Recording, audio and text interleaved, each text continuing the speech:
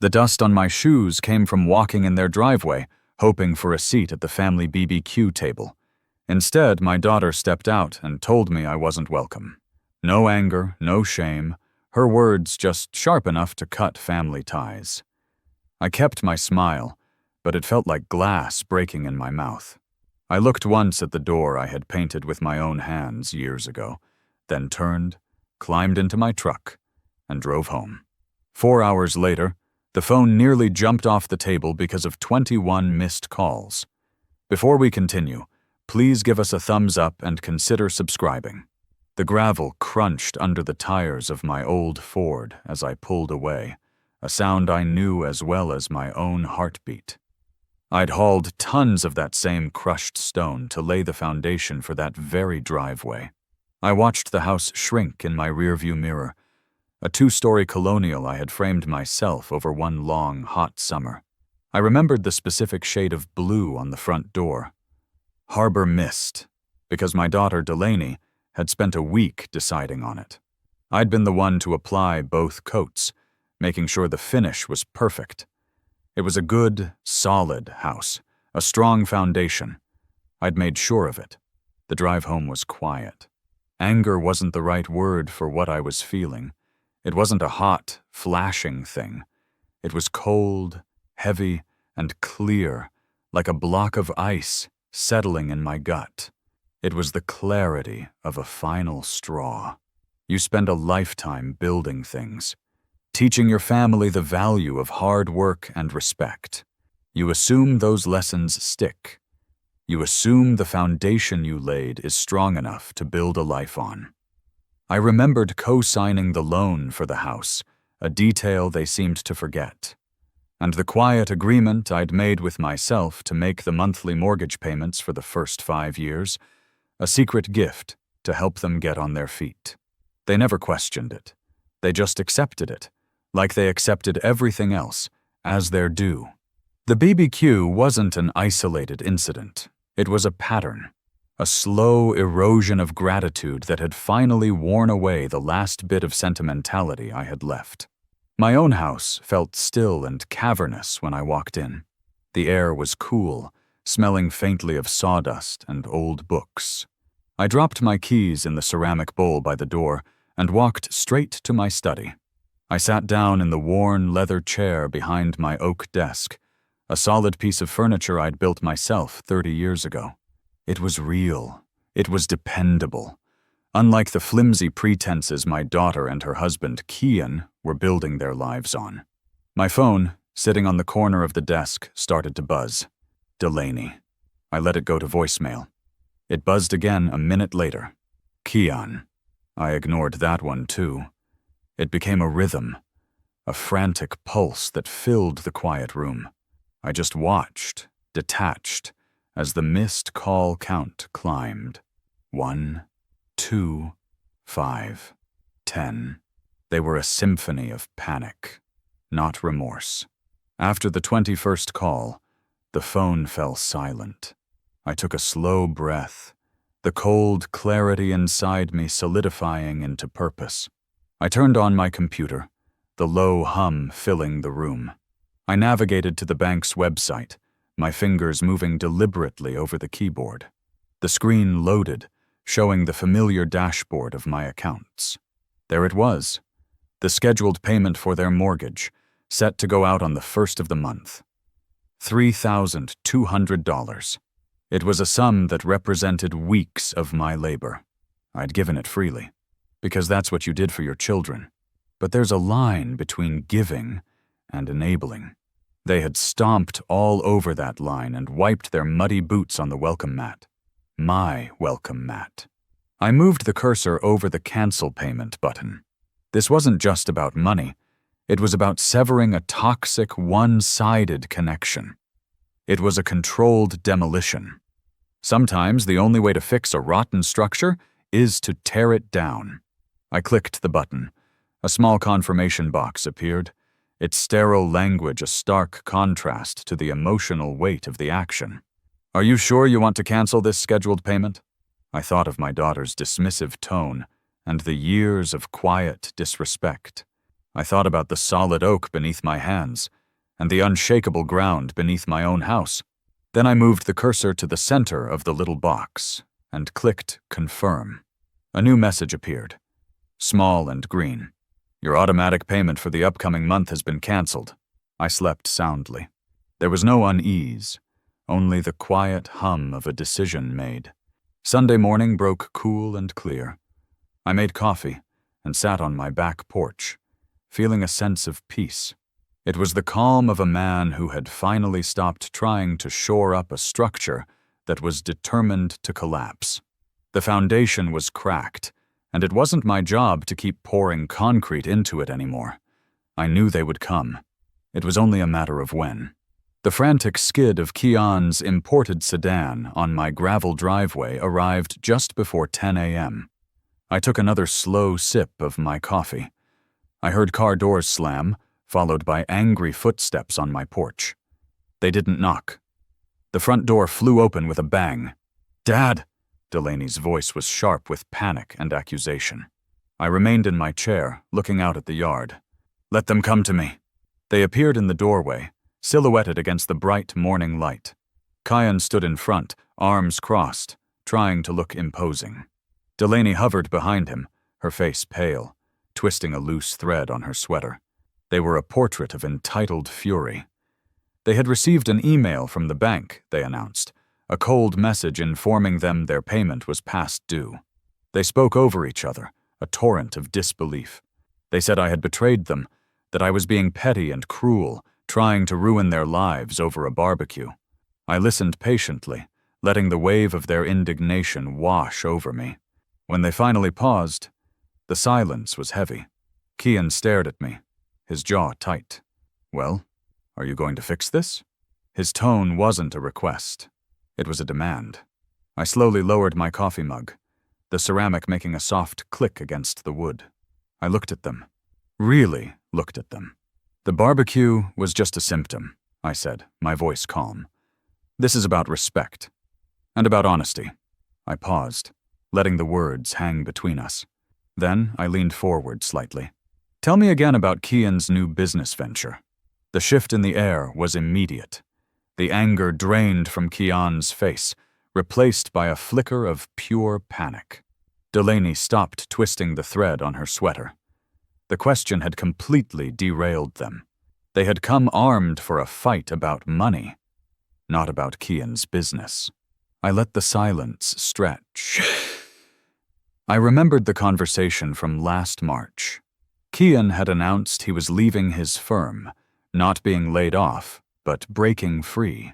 He was starting his own boutique agency, using buzzwords like synergy and disruption. He claimed he already had clients lined up. My daughter had been his echo, her enthusiasm feeling forced, her voice a little too high. At the time, I'd chalked it up to nerves. Now it felt like a performance. The foundation of that memory was suddenly riddled with cracks. "What about it?" Kian finally managed, his voice a hoarse whisper.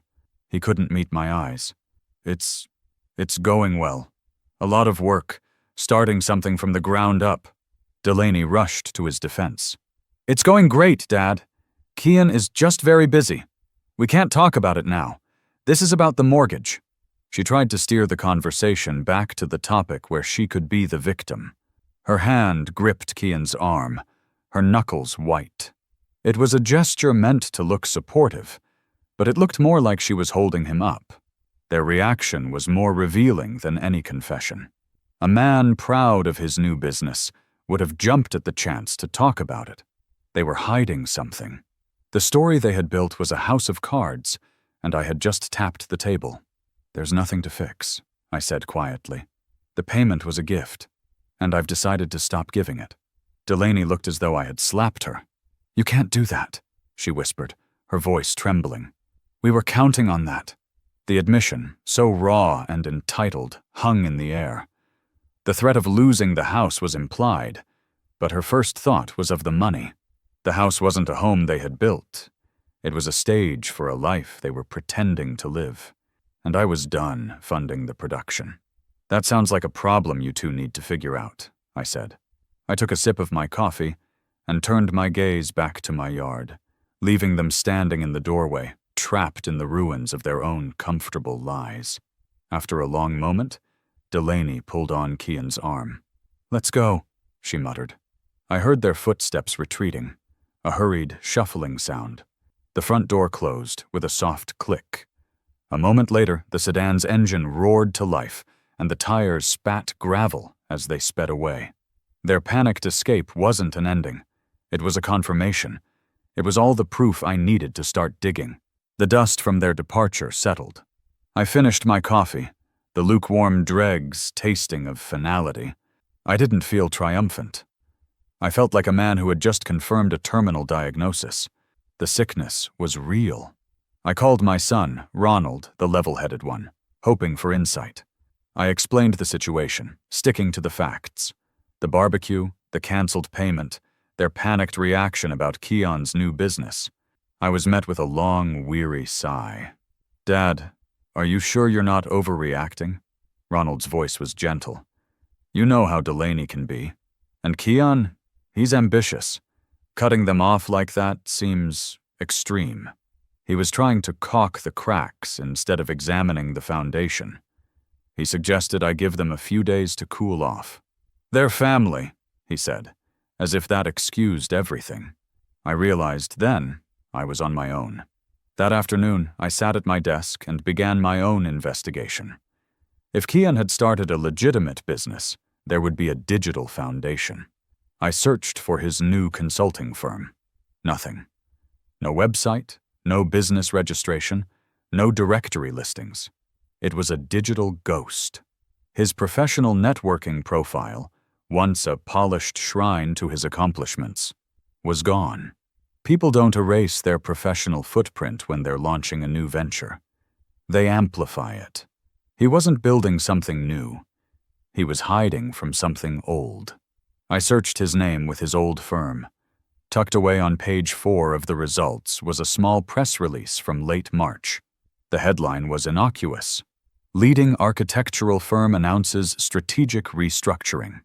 The text was corporate jargon, but it mentioned personnel changes. Kian's name wasn't there, but the timing was perfect. It wasn't proof, but it was a crack in the facade. As I stared at the screen, a memory surfaced. Years ago, my construction company was in a bidding war. I lost to a competitor with an impossibly low bid. A week later, an anonymous email pointed me to their steel supplier, a company known for substandard materials. That tip from a disgruntled employee saved me from a disastrous partnership. The memory was a reminder. Sometimes the truth whispers from the shadows. With that thought, I changed my search tactics. I moved to the murkier corners of the internet. Professional forums and anonymous message boards for architects. I spent hours sifting through threads. Just as I was about to give up, I found it. A thread from early April titled, "Scandal at the Big Firm?" The replies were specific. One anonymous user wrote about a major project, a high-profile tower proposal that had been abruptly shelved. Another added more detail, talking about a young gun at the firm who had suddenly and quietly disappeared. The word was he'd been caught presenting another architect's designs as his own. Plagiarism. The most cardinal of sins in a creative field. No names were mentioned, but the details were there, hidden in plain sight. I leaned back in my chair, my heart pounding. It all clicked into place. The grand announcement in March wasn't a launch. It was a cover story. Kian hadn't quit. He had been fired in disgrace. The foundation of his career had crumbled, and he had tried to build a fantasy on top of the rubble. My daughter had helped him. The barbecue wasn't a casual get-together. It was a networking event for a company that didn't exist, built on a reputation that was a lie. A wave of cold, hard anger washed over me. This wasn't just disrespect. This was a deep and calculated deception. They were living in a house of lies, using my money to pay the rent. As I sat there, My computer chimed with a new email. The sender was an unidentifiable string of letters and numbers. The subject line contained 2 words that sent a chill down my spine. Dalton Tower. It was the project from the forum thread. My hand trembled as I opened it. The body of the email contained a single sentence. He didn't quit. Ask him what he presented on March 15th. Below the text was a single attachment, a file icon with a small padlock symbol. It was an encrypted PDF, a locked box containing a secret I now had to uncover. The locked file sat on my computer screen like a bomb waiting to detonate, its innocent-looking icon hiding destructive power. The cursor blinked beside the password box, demanding entry to secrets someone had tried desperately to protect. It was a container of poison that I knew also held the antidote of truth, the cure for the disease of lies that had infected my family. I was a builder by trade, a man whose skills were with wood and stone, with tangible materials you could touch and measure. This digital world of encrypted files and hidden documents was foreign territory, like trying to read blueprints written in a language I had never learned. My fingers hovered over the keyboard, thick and calloused from decades of physical work, awkward on the smooth plastic keys. I tried various passwords first, the obvious ones that people always use despite every warning. Kyan's birthday produced nothing. Their anniversary date failed. The name of their first dog was rejected. Each failed attempt made the password box shake slightly, as if scolding me for my incompetence. Then I remembered the email's other clue, buried in that second line like a key hidden under a doormat. Ask him what he presented on March 15th, a date that meant something, that carried weight beyond its calendar significance. I typed in the numbers for the month, 03, then the day, 15, and finally the year. My finger hesitated over the enter key for just a moment, knowing that whatever lay beyond this digital door would change everything. The password box vanished like smoke, replaced by the document opening across my screen. It wasn't a complex legal document full of whereas clauses and party of the first part language. It was something much worse in its simplicity. It was a cold, sterile internal human resources memo, the kind that gets written when lawyers are already involved, when every word has been chosen to be legally bulletproof. The header bore the logo of Dalton Tower Development, the company Kyan had worked for until 6 months ago. Below that, in the dry, emotionless font of corporate communication, was the subject line: Termination of Employment. Kyan Morrison, Cause and Findings. The memo detailed, in language that was precise and brutal as a scalpel, the findings of an internal review that had been conducted over several weeks. It confirmed that the design proposal for the Dalton Tower project, formally presented by Kyan to the board of directors on March 15th, contained significant portions of work plagiarized from a competing firm. Not borrowed, not inspired by, but stolen wholesale, with only minor cosmetic changes to hide the theft. The language grew progressively more damning with each paragraph. Misappropriation of intellectual property. A serious breach of professional ethics and fiduciary responsibility. Potential legal liability for the firm. Pattern of deceptive behavior during the investigation. And finally, in bold letters that seemed to pulse on the screen: termination of employment, effective immediately. Ineligible for rehire. No severance package authorized. It was all there, laid out with the methodical precision of an autopsy report.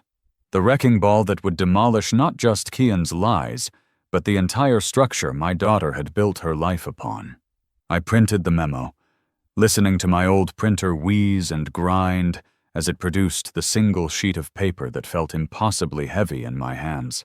The paper was still warm from the printer, and I could smell the faint chemical scent of toner, like the smell of something burning. There was no joy in this discovery, No satisfaction in being proven right. There was only a grim, hollow finality, like standing at a graveside. The foundation of their life wasn't just rotten. It was built on stolen ground, on the intellectual property of others, on lies that went deeper than mere unemployment.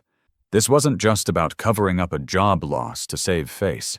It was about a fundamental flaw in character, a willingness to steal and lie that had probably existed long before the Dalton Tower incident. And my daughter, my little girl who used to insist on returning extra change at the store because it wouldn't be honest to keep it, was his willing accomplice. I knew then that a quiet conversation over coffee in my kitchen would be useless. Private confrontations could be denied, twisted, reframed as misunderstandings. The only cure for a rot this deep is sunlight, harsh and public and undeniable. The next morning, a Wednesday that dawned clear and cold with frost on the grass, I called Delaney. It was early, 7:30, and I knew she would be getting ready for work. She answered on the fourth ring, her voice cautious. "Dad, is everything okay? I want a family meeting," I said without preamble. "Today. The Oakwood Diner at noon. Everyone needs to be there." "Today? Dad, I have to work, and Kian has—" I cut her off, my voice carrying the kind of finality that brooked no argument. "This is not a request, Delaney. This is not a negotiation. Be there, bring Kian. Noon sharp." "Dad, what is this about? If you're still upset about the property line—" "Noon," I repeated, and hung up. Next, I called Ronan. He answered immediately, as if he had been waiting for my call. I told him the same thing. Same time, same place. He was hesitant. I could hear it in his voice, the weariness of someone tired of family drama. "Dad, is this really necessary?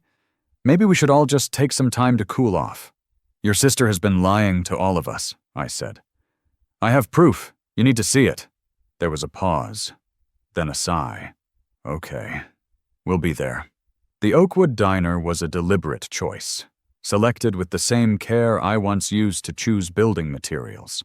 It was public enough that they couldn't make a scene, busy enough at lunch that there would be witnesses, but not so crowded that we couldn't have a serious conversation. It was also neutral ground, a place with no family memories to complicate things, just red vinyl booths and chrome fixtures that had seen 40 years of other people's dramas. I arrived 15 minutes early, parking my truck in the lot where I could see the entrance. The diner smelled of frying bacon and old coffee, with an undertone of disinfectant that never quite masked the grease. The lunch crowd was beginning to filter in, construction workers and office people looking for comfort food and quick service. I chose a large booth in the back corner where we would have some privacy but still be visible to the rest of the restaurant. The vinyl was cracked in places, repaired with duct tape painted over in red. The table was formica, with a pattern meant to look like marble, worn smooth in the center from decades of elbows and plates. I ordered coffee from the waitress, a middle-aged woman whose name tag said she'd been working there since before I got married. The coffee came in a heavy white mug, bitter and too hot, but I drank it anyway, needing something to do with my hands while I waited. Delaney and Kyan arrived first, exactly at noon, walking in like a single defensive unit. She was wearing work clothes, professional but not expensive, her hair pulled back in a way that made her look older, harder.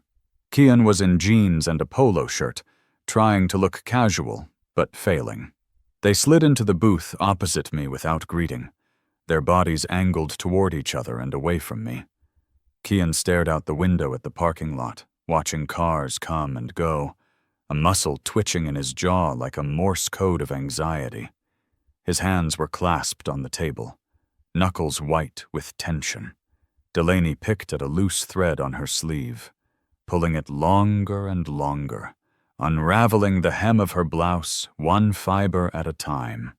Ronan and his wife arrived a few minutes later, looking uncomfortable and overdressed for a diner lunch. They sat beside me, creating a clear division in the booth.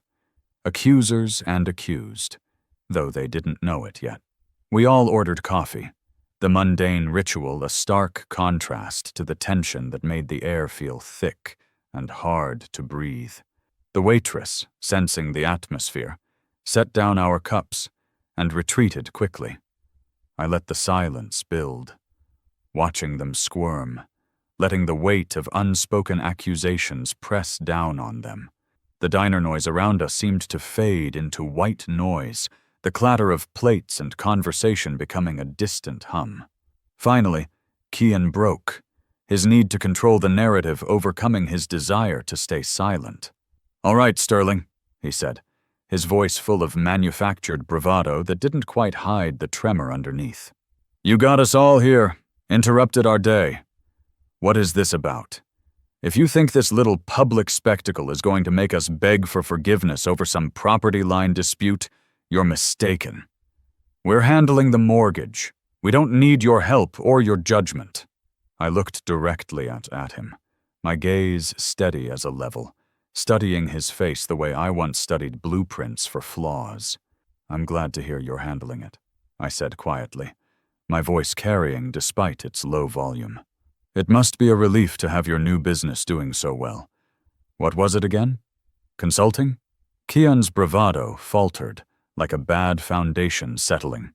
"We're managing," he said through gritted teeth, the words squeezed out like the last toothpaste from a tube. Delaney jumped in then, her voice rising with the defensive anger of someone who knows they're guilty. "This is our life, Dad. Our private business. You don't get to summon us like children and interrogate us. We're adults. We make our own choices." She was trying to paint me as the villain, the controlling father who couldn't let go. A few years ago, when I still believed in the integrity of my family, it might have worked. But I had the script now, and I knew all the lines. I turned my attention back to Kian, ignoring Delaney's outburst. "I have a question for you, Kian," I said, my voice conversational, almost friendly. "A simple one. What was so important about March 15th? The date landed on this table like a sledgehammer on concrete, sending cracks spiderwebbing through their composure. Delaney's mouth opened, then closed, then opened again, but no sound came out, like a fish drowning in air. The color drained from Kian's face so quickly I could actually watch it happen, a tide of pallor rising from his collar to his hairline. For a moment, neither of them moved. Then Kian's face twisted into something ugly, desperation morphing into aggression. A sneer pulled at his lips, and he let out a short, sharp laugh that sounded like breaking glass. "March 15th?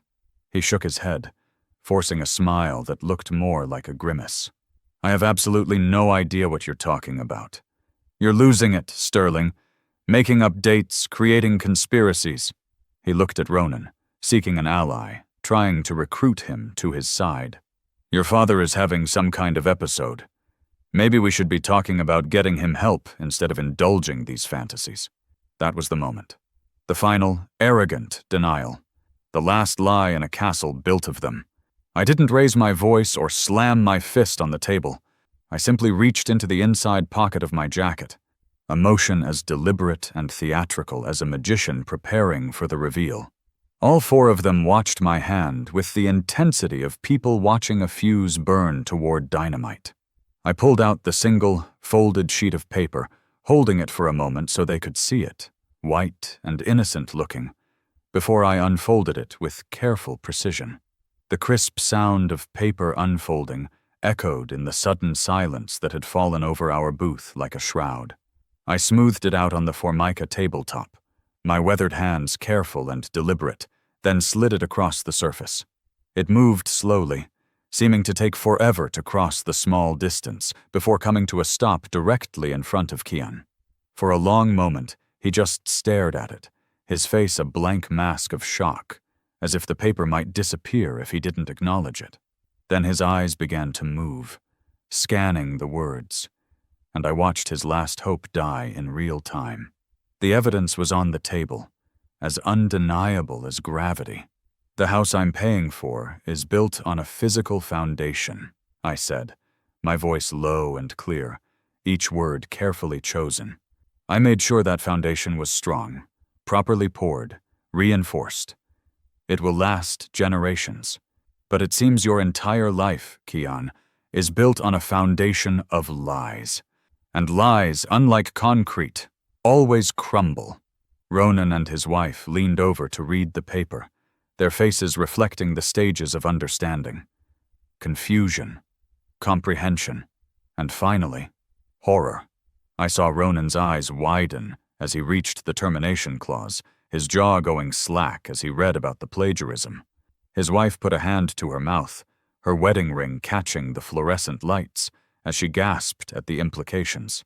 They looked up from the document, their gazes shifting from Kian's ashen face to Delaney's, searching for denial, for explanation, for anything that would make this not be true. But Delaney was staring at the document as if it were a death sentence, which in a way, it was. The death of her marriage's foundation, the death of the lies they had built their life upon. Ronan pushed the paper away, as if it were contaminated with something contagious. He looked past Kian, his eyes locking on his sister with an expression of such profound betrayal that it made my own heart ache. His face was a canvas of emotions, disappointment, anger, but mostly a deep, wounding sadness.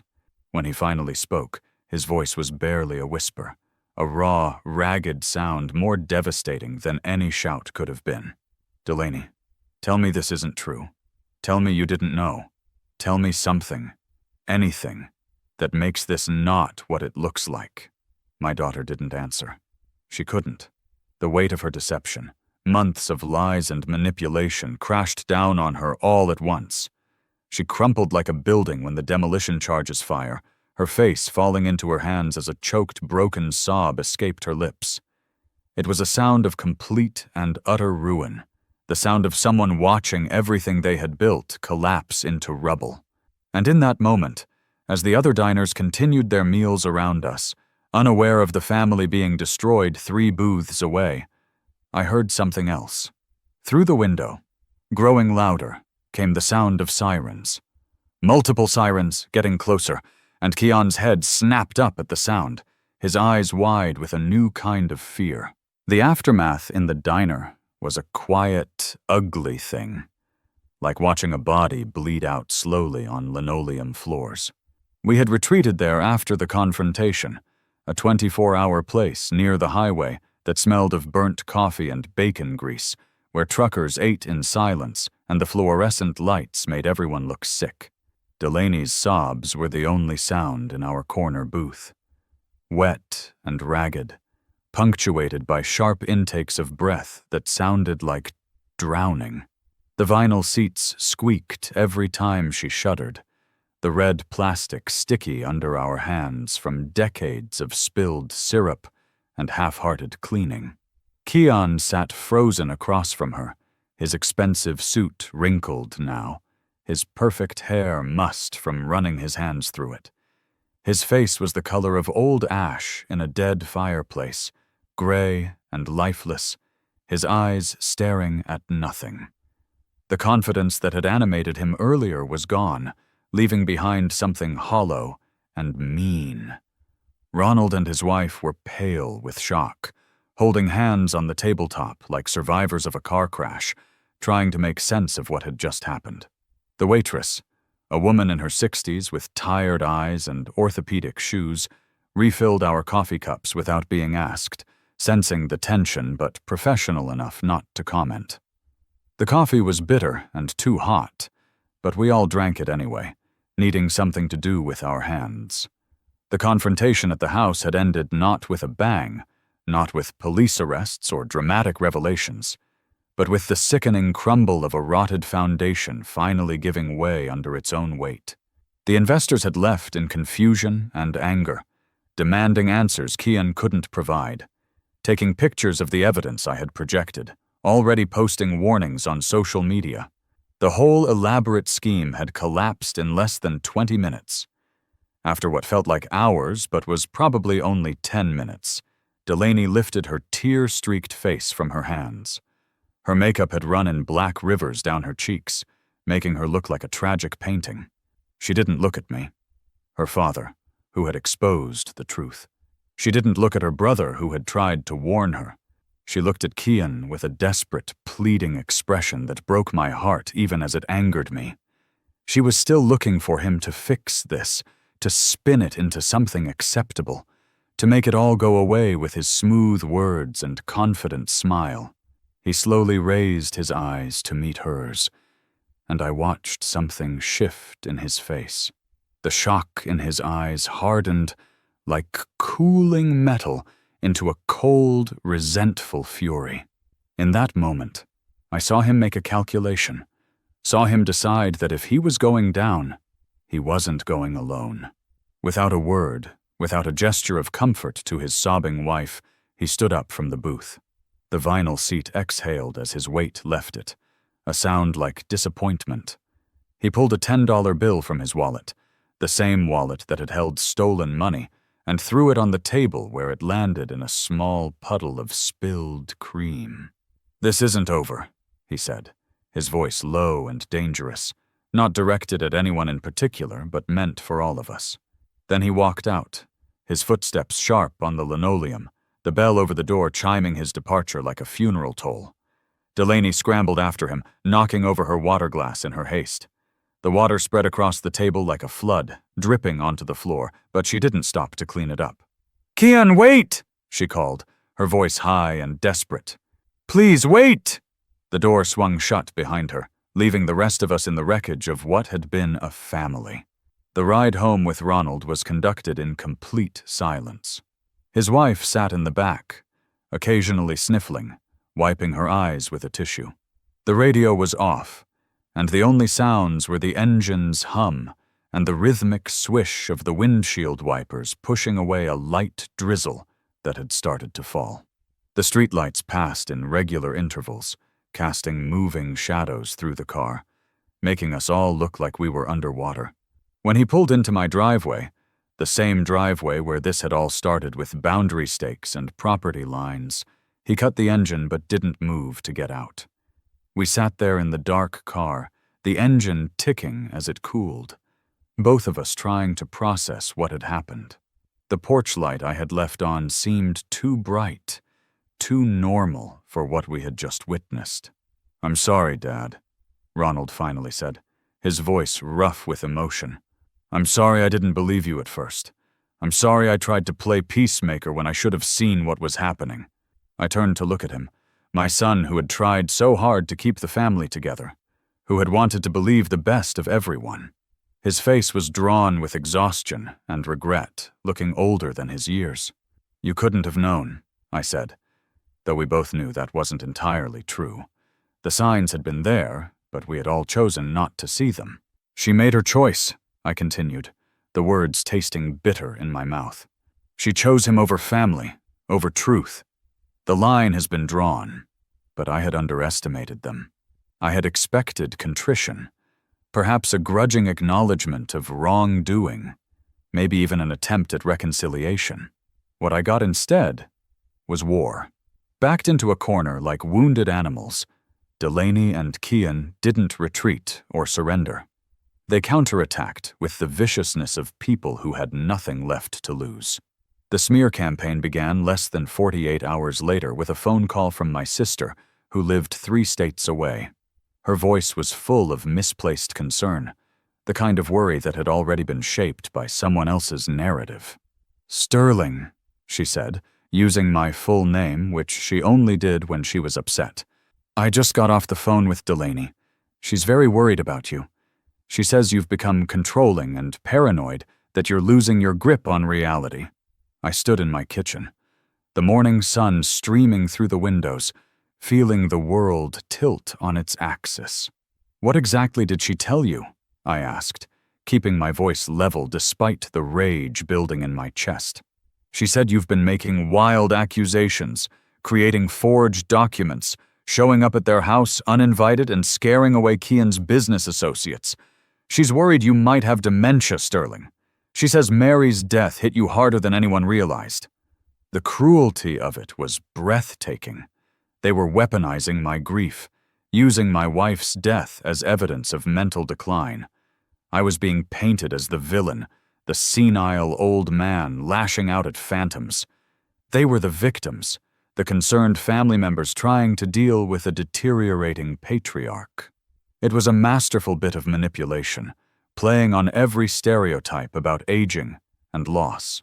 The calls kept coming over the next few days, from cousins I hadn't spoken to in years, from Mary's relatives, from old friends. The story was always the same, delivered with slight variations but hitting the same beats. I was losing it. I was paranoid. I had created elaborate fantasies about Kian stealing money. I had embarrassed them publicly with my delusions. They were poisoning the well, using my own dignity against me, counting on my natural reluctance to air family problems, to let their lies take root and flourish. My nephew called from California, his voice careful and probing. "Uncle Sterling, maybe you should talk to someone, a professional. Delaney says you've been under a lot of stress." An old colleague reached out, having heard through the grapevine that I was struggling. He offered the name of a geriatric psychiatrist, his tone kind but condescending. Even my dentist's receptionist looked at me strangely when I came in for my regular cleaning, as if she had heard something that made her see me differently. The anger I felt wasn't the hot rage of the moment, but a slow burn, like coals in a forge, growing hotter and more focused with each passing hour. They hadn't just lied and cheated and tried to steal from me. Now they were trying to demolish my reputation. The one thing I had spent a lifetime building with honest work and straight dealing. They were trying to tear down my foundation stone by stone, to make me into someone whose word couldn't be trusted, whose evidence could be dismissed as the fantasies of a failing mind. A week later, on a Thursday afternoon when the sky was the color of old pewter, Ronald showed up at my door unannounced. His face was grim, his jaw clenched so tight I could see the muscles working. He held his phone in his hand like it was contaminated, something poisonous he needed to show me, but didn't want to touch. "You need to see this," he said without preamble, pushing past me into the living room. He pulled up something on his phone and handed it to me. It was a post in a private family social media group that Mary had set up years ago for sharing photos and staying in touch. Delaney's profile picture smiled up at me, that professional photo from their last anniversary. The post itself was a masterclass in manipulation. Every word calculated for maximum effect. It began with declarations of her deep love for me, how I had always been a wonderful father, how much she cherished our memories together.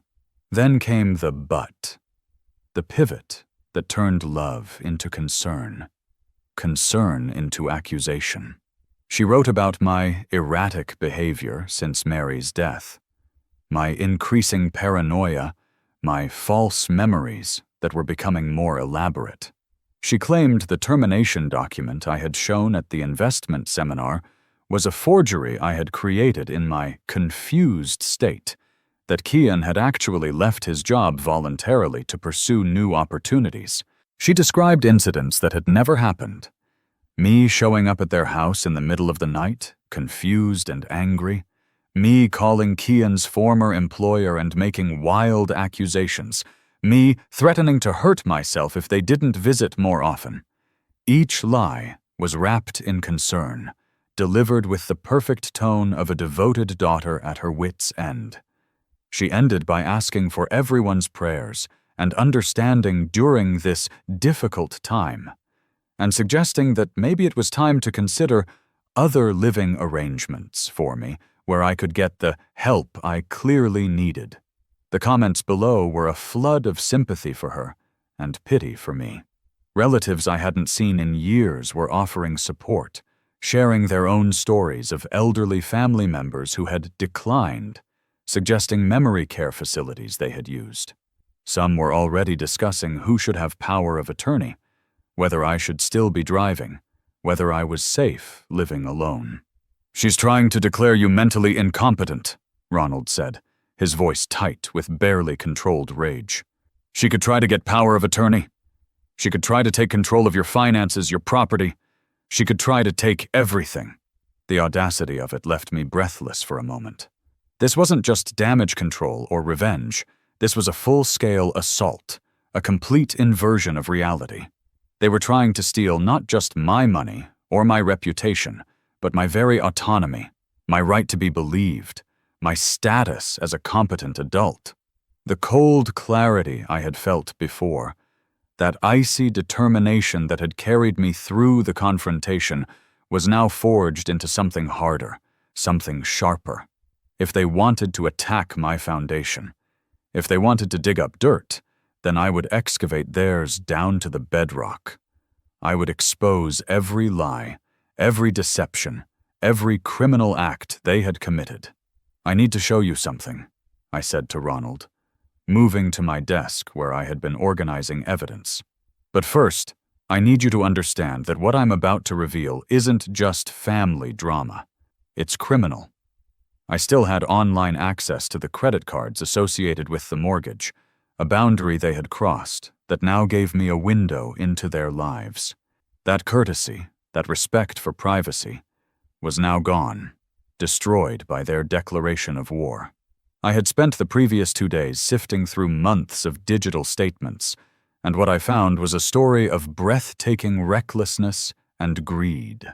The pattern was clear once you knew what to look for.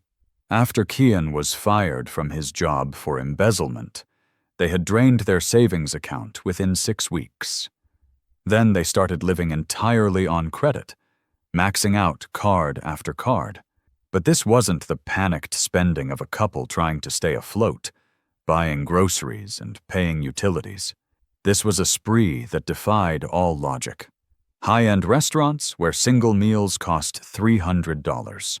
Designer boutiques where handbags cost more than most people's monthly rent. A spa weekend at a resort that advertised itself as exclusive and transformative. New golf clubs for Kian that cost $8,000 charged to a card that was already over its limit. They were living a more lavish lifestyle than when he had been pulling down a 6-figure salary. "Look at this," I said to Ronald, showing him a spreadsheet I had created. "In the 3 months since he was fired, they've spent more than they did in the entire previous year. This isn't desperation. This is something else." It was the behavior of people who were absolutely certain that more money was just around the corner, who saw credit as a brief bridge to inevitable wealth. The lie about the new business wasn't just a shield to deflect questions. It was a sword they were using to cut their way to riches. On Saturday, needing air and clarity, I drove to their neighborhood under the pretense of checking on the house. The area was quiet, the kind of suburban perfection that hid all manner of secrets behind manicured lawns and clean driveways. As I approached their house, I saw my old neighbor working in his yard, trimming hedges with the methodical precision of someone who had nothing better to do. He was a good man, a retired engineer, straightforward and honest, the kind of person who still believed in handshake deals and keeping your word.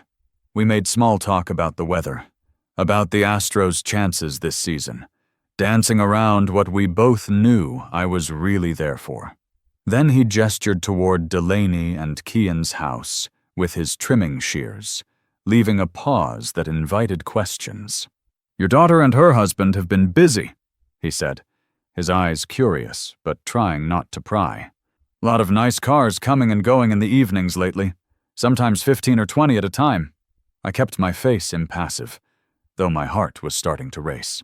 "He's starting a new business, I hear," I said, fishing for information while trying to sound casual. The neighbor's face lit up with the enthusiasm of someone who loved to share gossip that wasn't quite gossip. "Oh yeah, the investment thing," he said, setting down his shears to give the conversation his full attention. "He's a real go-getter, that one. Some kind of exclusive real estate deal. Very hush-hush. A bit too rich for my blood, but he seems to be getting a lot of interest from folks around here." My blood ran cold despite the warm afternoon sun. The final, terrible piece of the puzzle slid into place with an almost audible click. They weren't just lying to me or to the family. They were running a full-scale scam, using their home as a base of operations. The lie about the new business wasn't just a story for me. It was a story they were selling to anyone who would listen, anyone who had money to invest in their phantom opportunity. They were using the house, the respectable facade I had helped pay for, as a stage to lure in victims. The foundation I had built for them, both literally in helping with the down payment and figuratively in establishing their credibility, was now the foundation for a criminal enterprise. My good name, my reputation in the community, was being used as an unconscious endorsement of their scheme. As if on cue, as if the universe wanted to confirm my worst suspicions, the neighbor reached into his back pocket. "Actually," he said, "he's having another one of his seminars this weekend. Asked me to spread the word." He handed me a folded piece of paper, glossy and professional looking. I unfolded it with hands that wanted to tremble, but didn't. It was a flyer, expensively printed in full color on cardstock that felt substantial and trustworthy. At the top, in elegant script that suggested old money and reliability, it read, "Build Your Future, an exclusive real estate investment seminar." Below was a professional photograph of Kian, smiling confidently in what looked like the same suit he'd worn to our confrontation, standing in front of a generic backdrop of a city skyline at sunset. The photo had been edited to make him look younger, more successful, more trustworthy. The flyer was full of vague promises designed to hook the desperate and the greedy alike. Guaranteed high returns in any market condition, ground floor opportunity in upcoming development, limited positions available for qualified investors. Turn your retirement savings into real wealth. Every line was carefully crafted to sound legitimate, while promising nothing concrete, nothing that could be legally actionable later. It listed the time and date, that Sunday evening at 7:30. The address, my daughter's home, the same home where her children had taken their first steps, where we had celebrated holidays, where Mary had helped her plan her wedding. It was about to become the scene of a crime. I stared at the flyer, at the smiling face of the con man my son-in-law had become, feeling something cold and hard crystallize in my chest. The smear campaign, the financial recklessness, the lies to the family, it all made a terrible kind of sense now. They weren't just trying to survive after Kian lost his job. They were trying to get rich by stealing from others, and they were willing to destroy anyone, including me, to do it. I looked up from the flyer to find the neighbor watching me with concern. "You okay?" he asked. "You look like you've seen a ghost." "I'm fine," I lied, folding the flyer and putting it in my pocket. "Just surprised? I didn't know Kian was branching out into real estate." But as I walked back to my truck, the flyer burning like a coal in my pocket, I knew I was anything but fine. I had the proof of their scheme. I had the invitation to their next performance. And I knew, with absolute certainty that felt like destiny, that I was going to attend. This time, though, I wouldn't come alone, and I wouldn't come unprepared. I sat in my truck for a moment, looking at their house, seeing it now for what it truly was. Not a home, but a trap. Not a foundation for a family, but a launching pad for fraud.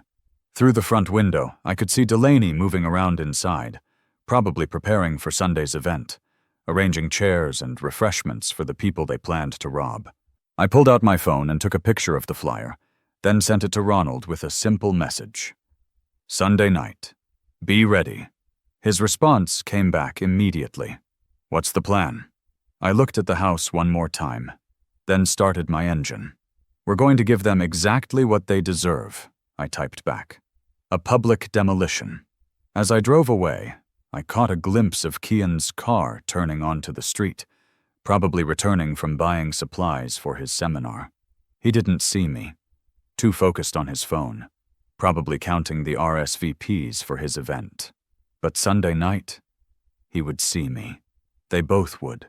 And this time, The truth wouldn't just be exposed. This time, it would be inescapable. The day of the seminar was gray and overcast.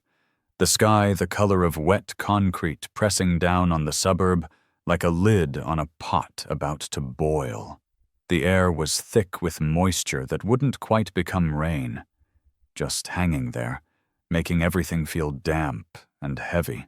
This wasn't a mission of anger anymore. The rage had crystallized into something harder and more precise. It was the cold, methodical focus of a builder preparing for a demolition, calculating exactly where to place the charges for maximum effect. You don't use a sledgehammer wildly when you're bringing down a structure. You identify the load-bearing walls, the key structural weaknesses, the points where a small amount of pressure will cause catastrophic failure. You apply force exactly where it will do the most damage with the least effort. The flyer was my blueprint, and tonight, I would be the wrecking ball. I spent the morning in my study in quiet, deliberate preparation, the same way I had once prepared for important construction projects. The desk lamp cast a circle of yellow light on the documents I had assembled, each one a piece of evidence in the case I was building. I laid out my tools with the care of a surgeon arranging instruments, the HR memo with its damning termination for cause, the highlighted credit card statements showing thousands spent on luxury while claiming poverty, the glossy flyer with its snake oil promises. Each document was laminated now, protected from damage, ready to withstand handling and scrutiny. I wasn't just going to tell a story. I was going to show it, to make it undeniable. I was a builder who had learned that sometimes the most important structures you create are made of truth rather than timber. I believed in visual aids, in showing rather than telling, in evidence that couldn't be argued away. I had bought a small, handheld projector from an electronics store that morning, compact enough to fit in my jacket pocket, but powerful enough to throw a clear image in a lit room. The salesman had tried to upsell me to a more expensive model, but I knew exactly what I needed. Something simple, reliable, and devastating in its clarity. I spent an hour in my study connecting it to my phone, learning the controls, creating a simple, 3-part slideshow that would tell the whole sordid story in images. Slide 1. The termination memo, enlarged so every damning word would be readable from the back of the room. The letterhead of Dalton Tower Development prominent at the top. The words, terminated for cause and misappropriation of funds, highlighted in yellow marker that would glow under the projector's light. Slide 2. A collage of the credit card statements I had carefully arranged and photographed. Restaurant bills for hundreds of dollars, designer clothing purchases, the lease payment for a luxury car, all dated during the months when Kian claimed to be struggling, when he had borrowed money from me for necessities. Slide 3. The flyer itself, with its promises of guaranteed high returns and exclusive ground floor opportunity, circled in blood-red ink. At the bottom, I had added a simple question in my own handwriting. If the last venture failed, where did the seed money for this one come from? It was a simple, brutal narrative that anyone could follow. The lie revealed, the lifestyle exposed, and the lure explained. 3 acts in a tragedy of greed. After my preparations were complete, I called Ronald. The phone rang 3 times before he answered, and I could hear the wariness in his voice when he recognized my number. I didn't ask for his help or his permission. I simply told him what I had discovered and what I intended to do. I'm going there tonight, I said, my voice flat and matter-of-fact. I'm going to put a stop to it before he ruins more lives. There was a long pause on the other end of the line. I could hear him breathing, could almost hear him thinking, weighing his options. Dad, he finally said, are you sure about this? Maybe there's another way. There is no other way, I replied. He won't stop unless someone stops him. And that someone is going to be me. Another pause. Longer this time. What time?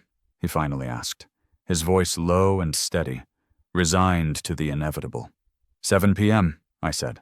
The seminar starts at 7:30. I want to arrive after everyone is seated, but before he really gets going. We'll be there, he replied, and hung up without saying goodbye.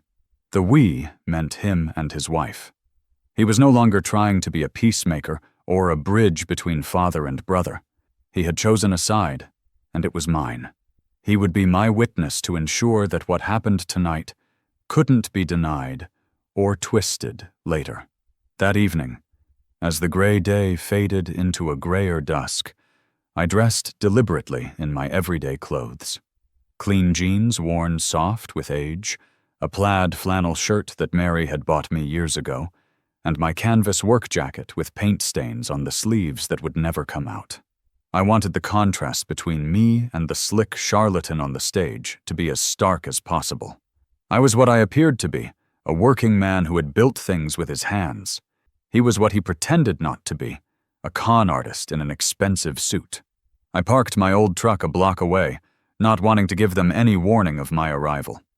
The truck looked out of place among the BMWs and Lexuses that lined the street, its faded paint and rust spots honest in a way that nothing about tonight's event would be.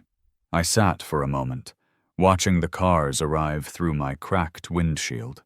They were nice cars, the cars of people who had worked hard and saved carefully, who had made responsible choices their whole lives, and were now looking for one opportunity to get ahead. They were dentists and accountants and retired teachers, small business owners and middle managers. They were the marks, the sheep being led to slaughter, and each car that pulled into the driveway I had sealed myself 20 years ago was another nail in Kian's coffin. Ronald and his wife pulled up a few minutes before 7, parking across the street. I could see them through their windshield, their faces grim and determined. His wife was holding his hand, and I realized that this was hard for them, too, that choosing sides in a family war always carried casualties.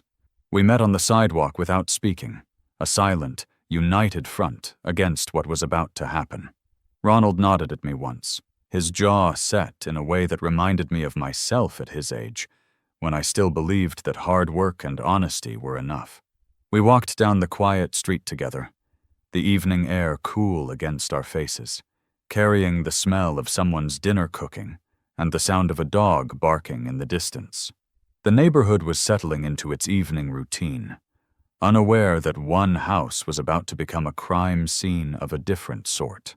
As we approached my former home, we could hear the murmur of conversation drifting through the open windows, the clink of glasses, the sound of nervous laughter that comes when people are about to make expensive decisions.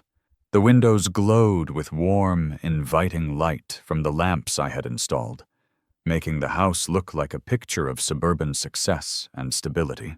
The lawn was perfectly manicured, the flower beds neat and colorful even in the fading light. It all looked so legitimate, so trustworthy. It was all a lie, a stage set for a performance that was about to be interrupted. I walked up the stone path I had laid myself, my work boots making a solid, honest sound on the pavers.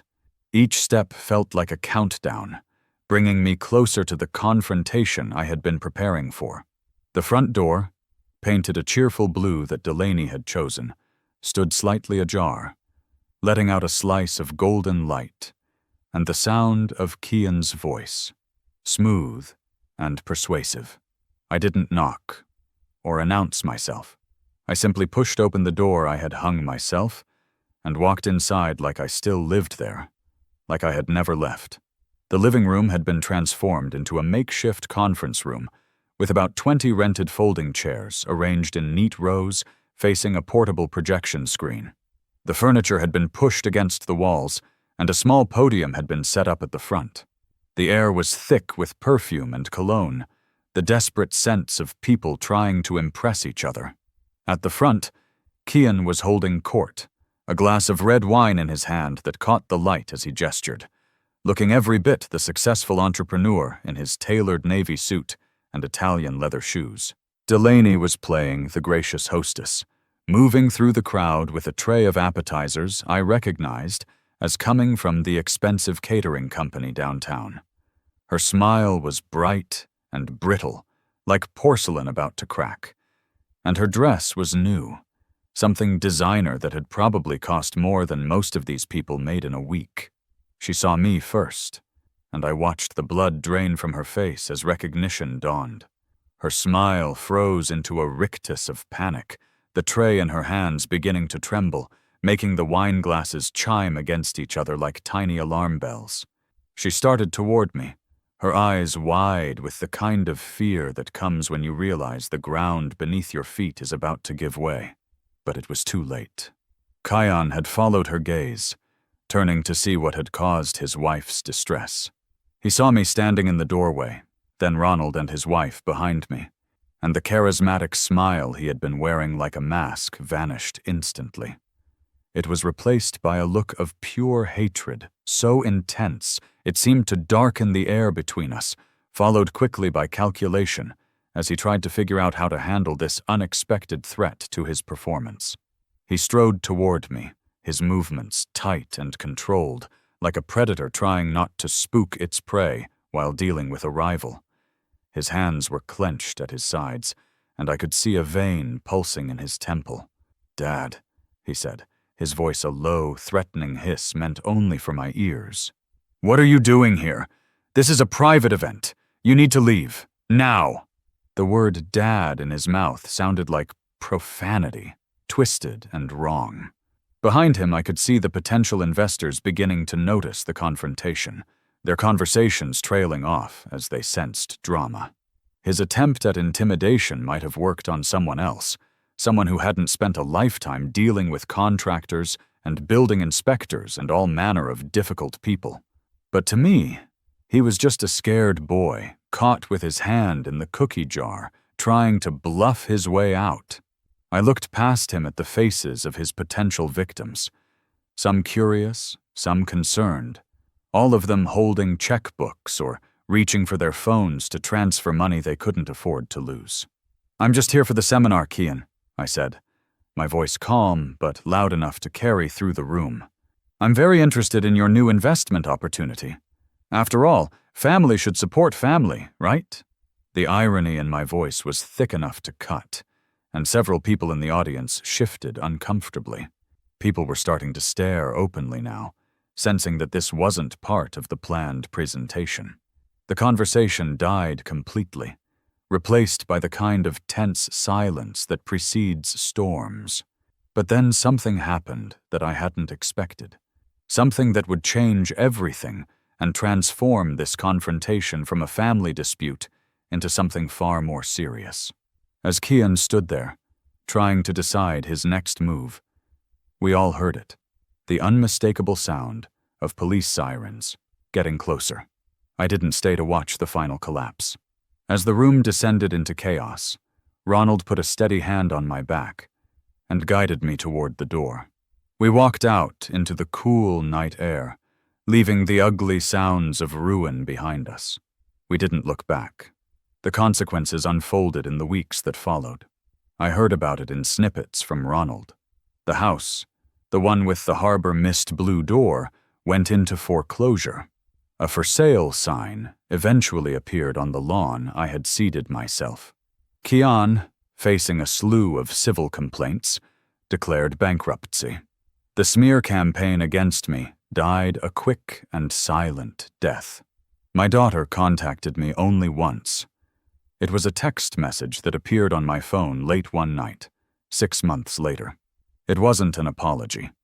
It was a single, desperate sentence asking if I could lend her $5,000 for an apartment deposit. There was no remorse, just the same bottomless, entitled need. I looked at the message for a long time, at the blinking cursor waiting for a reply. I thought about the girl I had raised and the stranger she had become.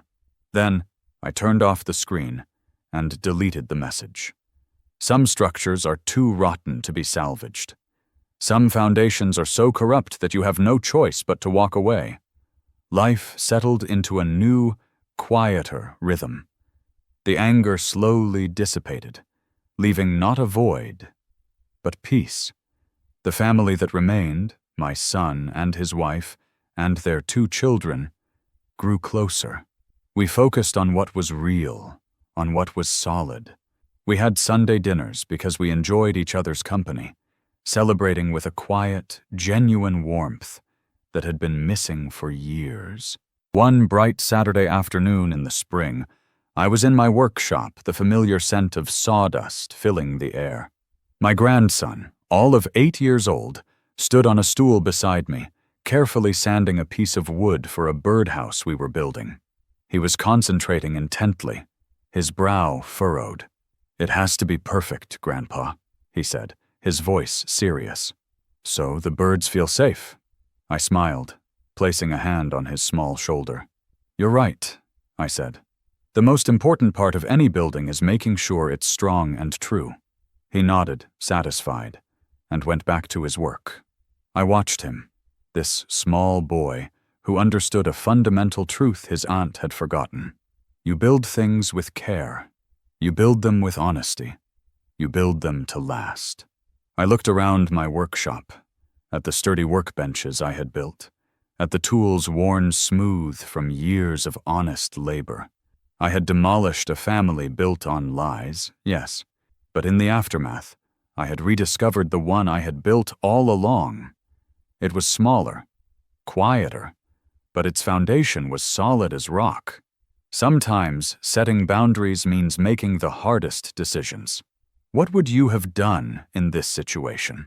Please share your thoughts in the comments below.